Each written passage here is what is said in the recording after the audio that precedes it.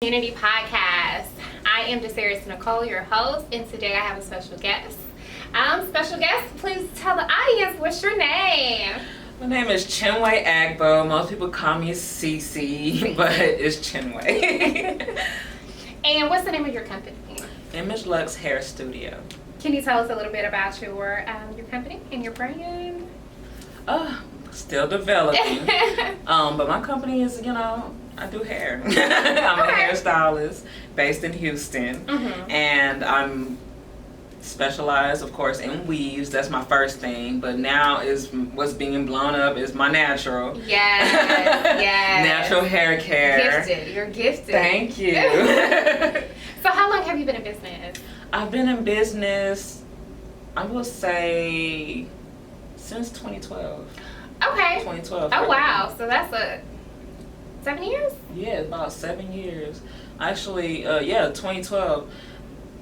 The name Image Lux Hair Studio, the name itself, that's been in business probably since 2019 right now. I would say probably 2013. Okay. Yeah, like it's still developing. It started off as Glam Reflections, just Chinwe Agbo, but now it's Image Lux Hair Studio. Do you feel like it's important to rebrand yourself as needed? Oh, trust. I've done it plenty times. Because you're not the same person you start off. Right. Like, so when you evolve, your business must evolve as well. So, yeah, that's why Image Lux Hair Studio is now. But then it was Glam Reflections. I was still, building. That's what it is now. So, evolve. Okay, so what made you get into the beauty industry? What made me get into the beauty industry was doing, my sister. Like, I started my sister's hair. Okay. Like, of course, like, we just talked about, it started off, of course, my mom she used to work a lot. She used to work a lot, and, so you had to start doing their hair. Yeah. She was always at work and stuff like that. So then you just kind of naturally got into it. Yes. And then when did it become a passion for you? It became a passion for me. When it was in college. Okay. When I was in college and I had to apply for, not apply for, but when I was, in school, I realized it's not what I wanted to do. And mind you, hair has always been something that's been a part of me. I started doing my sister's hair, and mind you, even in middle school, I used to do people's hair at the gym. I think I got my credits for that too. Wow.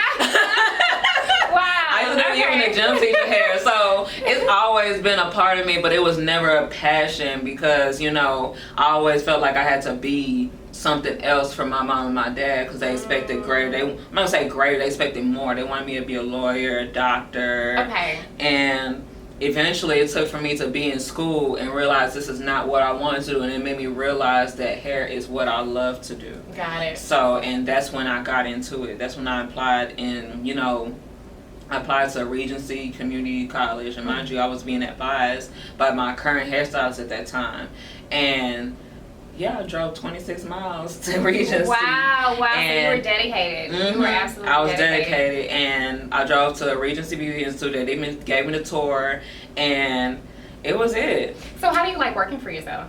I love working for myself. You do? It's always been, that's a niche. Like, I've always worked for myself. The only job I've ever had was New York and Company, and that was fresh out of high school. Okay. That was fresh out of high school, and then after beauty school I worked in a salon, Super Weave Express, just to get a salon experience. And that, when I look back on that, I wouldn't take back anything that I've learned. Absolutely. It's bittersweet, but it was more sweet because I learned so much from, not just from, the people, the managers and themselves, the business aspect, but also the other stylists around me. Got it. Like, we really grabbed from each other. We were like a family. And it's a learning experience. I always tell people, especially if you're in the beauty industry, for me, it's really important. Don't just go out there and just take the risk. It's okay to work underneath somebody at first. That way you can actually learn the business. Exactly. So many people just try to get out there and just fly. Sometimes it works, but not all the time it Exactly. works. Like, I was working at home. Like, I was doing, the hair at home. I started out braiding hair, and then it became sew-ins. And you know, so you I had did a side hustle. Yeah. Okay. Yes, it was doing sew-ins, and before I learned, you know, the technical part of, you know, being a hairstylist. Before I learned the technical part of being a hairstylist, yeah. You were just learning like baseline, pretty much as you went, as you go and stuff Yes, like that. learning as I go. Okay. So what advice would you give like a new entrepreneur, or just even because you're in the beauty industry, what advice would you give someone who is like new into the beauty industry? My advice that I would give to someone that's new is be a sponge. Okay. Be a sponge. Don't feel like you know it all. It doesn't matter, because I mean, it was easy for me to, I'm gonna be honest, it was easier for me to be a know-it-all because I was already like, okay. I had my clients when I went to beauty school. I had my clients. I already did hair. Mind you, I brought my clients to beauty school, and they supported me too. That was actually, not thinking about, that's beautiful of them, because it was far. It was far. And just be a sponge. Don't, you feel like it's important. You can learn, and there's something to learn. Like, that's my number one. It's something to learn from everybody. Everybody, no matter where you go. Right. And if you're not learning, you're not growing. You're never growing. That's a big thing. You're never growing. Right. It's so many people. Be a sponge. I always say it's best to gain experiences first before you walk on your own. Because even though I was already on my own, I knew that, okay, before I get into my own suite, I knew I wanted to do my own suite. The hairstylist, I looked up to her. Like, she had her own suite. Right. So I said, it's the direction I want to go to. But I knew that I had to have an experience in the salon. You can't speak on something you've never done before. True. So I can't speak on salon experience being a sole stylist if I've never been in the salon and worked amongst other people before. At the end of the day, no matter how boss you are, you still got to work amongst people in some kind of way. And learn. So I learned, I would say be a sponge. There's always something to learn from everything and everybody, and learning, don't turn it down. Right. Learning is very important. And I'm not saying like you just have to go to school just to learn everything. Yes, school is great, but also when we say education or educating yourself, find a book, find somebody that inspires you, find somebody that motivates you, get underneath somebody, find a mentor. You can always learn from a mentor, somebody who's been in whatever industry you're in and they know the game. Get close to them and learn the game. And I'm not saying like steal their idea or anything like that, but at the same time, you learn the trade, you learn how they move, you learn how they operate. And then some of this stuff is very useful. You can use that to be successful, but don't steal anybody's idea, but use it to like your benefit. That's a big thing. Don't steal. Right. Don't steal. Because even in beauty, like not beauty, just beauty school. So mind you, I have to work amongst other people there, and we learn so much from each other. Working in Super Express, I learned a lot from the owner. Okay. I was under her a lot. But also, I learned a lot from the other stylists because, mind you, I didn't know everything. Even though I was good at what I was doing, there was somebody else that did it differently than I did it, and it was better. Right. So, I learned a lot from my peers, and that's why I feel like it's a bittersweet moment, because it's more sweet than bitter, because I loved that place. Learning so much. So if I was to see another new stylist, my biggest suggestion was start off in a salon. Start in a salon so you can gain the experience, and then when you have that experience, you'll know how to create your own. Got it. For other people. So I have a question for you. What's up? What's up? Me and my question. So if you had advice, or if you can tell your 20-year-old self something that you know now that you didn't know when you was 20, what would that be? Oh man, I have so much to tell my 20. Okay, but just pick one. Be true to yourself. Why do you say that? Be true to yourself, because I think being in this industry, like as far as I've came right now, I'm still learning. I think most of my career was being everything other people wanted me to be, or what they see in me. So because they saw so much in me, I always gave myself so much credit to be what they, what they saw. And I beat myself a lot. I beat myself a lot trying to, meet their expectations. So if I wouldn't meet their expectations, not only did I feel I disappointed them, I disappointed myself. So if I was telling my 20-year-old self, be true to yourself and what you want. Right. And Because and yeah, be true to yourself and what you want and what you need, and that, and you know, stay trusting in God, because winging it is never bad.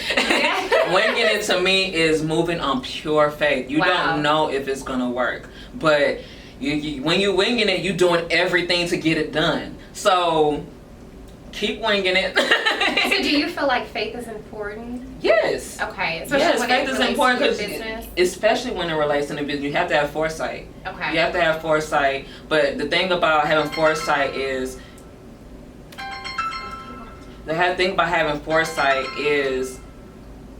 you're seeing your vision but believing you can get there. And the thing about seeing your vision, the sight will be there all day if you keep it in your, you know, keep it in your heart and in your mind, but nobody tells you about the road and, you know, what's going on. So yeah, having faith is believing that no matter what's going on around you, you're still going to get to your destination. Okay. So yeah, have faith. I feel like it's nothing. That's your gasoline. I love that.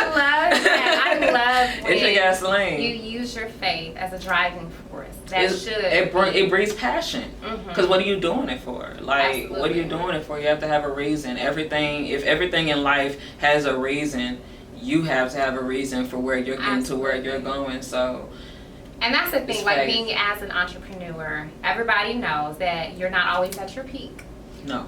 It's waves. It's a lot of waves. It's a lot of waves. So sometimes you're here, sometimes you're here, sometimes you're just in between. And I feel like faith plays a part in that, because if you don't have faith, then guess what you're gonna do? You're gonna go ahead and check out, because you're gonna be like, well, I don't see it. You know, I don't have any faith in what I don't see doing. the physical, and that's the thing. We so worry about the physical aspects of things. Right. We think it's not real or it's not gonna happen. Absolutely.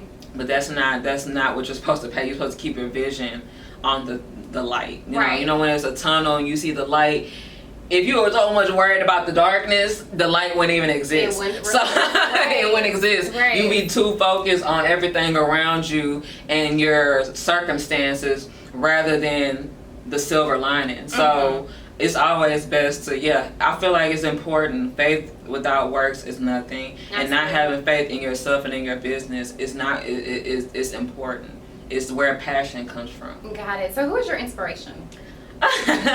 Now I pull my inspiration from people. A lot of people. I pull my inspiration from family, from the friends I keep, and you know, be honest, my Instagram. You know, the people I follow. But right now, my number one, if I have to say, that comes in my mind right now, would be Monique. And why do you Monique? Monique, I love Monique because she's positive. Like you seen, like we grew up with her. We seen where it came from, but if you see her now and what's the message that she's trying to put out, I don't know, it inspires me. She keeps going. She doesn't stop. And not only is she keeping going, she doesn't stop, she's teaching as well. Like, even if you look at her comments, and the comments is where it's at, y'all.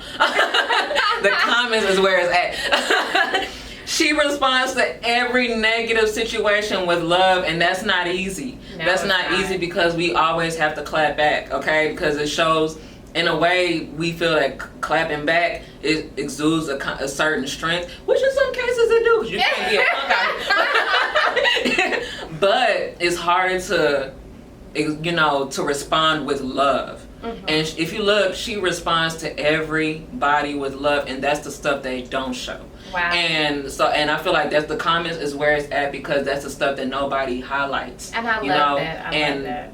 Her highlight is her comments, and that's what keeps me motivated by watching her. I watch her all the time. Yes. I even talk to my boyfriend, I'll be like, you see what Monique did? She always talking about she's growing peppers in her pot right now. And she has this faith move going, and it makes sense. And she's dancing every day. It's not easy to move in such a way for everybody to, you know, judge you. And I see positive. So right now, Monique is my number one. It's important. You have to be responsible for how you respond to your environment, how you respond to other people.